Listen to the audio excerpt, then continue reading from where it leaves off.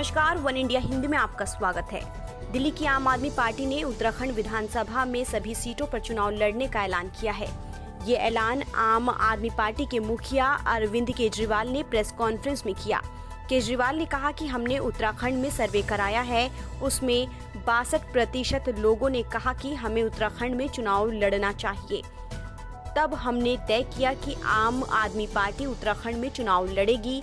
केजरीवाल ने बताया कि उत्तराखंड में रोजगार, शिक्षा और स्वास्थ्य जैसे कई अहम मुद्दे हैं जिन पर पिछली सरकारों ने कोई ध्यान नहीं दिया है।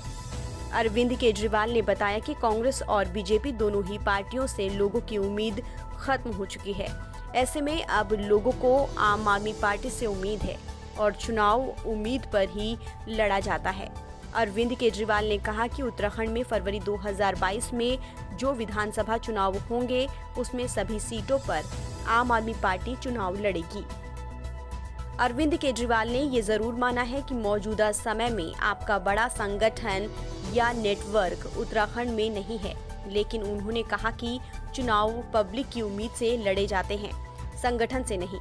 जनता की आशाएं साथ हों और नेताओं की नीयत ठीक हो तो संगठन बनने में देर नहीं लगती।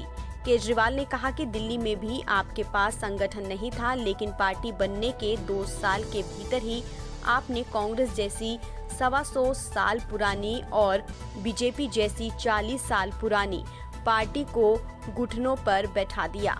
केजरीवाल ने कहा कि दिल्ली में आम आदमी पार्टी को उत्तराखंडी आबादी से भरपूर समर्थन मिलता रहा है। उन्होंने ही पार्टी से रिक्वेस्ट किया कि आप पार्टी को उत्तराखंड की राजनीति में उतारना चाहिए। इसके अलावा दिल्ली के उत्तराखंड लौटे प्रवासियों ने भी प्रदेश में लौटकर पाया कि कोरोना नियंत्रण और स्कूल सुधार के लिए प्रदेश में आप पार्टी को आना चाहिए। इसी फीडबैक के आधार पर आपने 1.5 महीने पहले प्रदेश में एक व्यापक सर्वे कराया गया, जिसमें 62% लोगों ने इच्छा जताई कि आपको उत्तराखंड विधानसभा चुनाव में हिस्सा लेना चाहिए। आपको बता दें कि दिल्ली विधानसभा चुनाव 2020 में एक बार फिर से प्रचंड बहुमत हासिल करने वाली आम आदमी पार्टी ने दिल्ली में शिक्षा, स्वास्थ्य और मुफ्त बिजली, पानी जैसी योजनाओं के सहारे बीजेपी और कांग्रेस को तीसरी बार शिकस्त देने में कामयाबी पाई थी।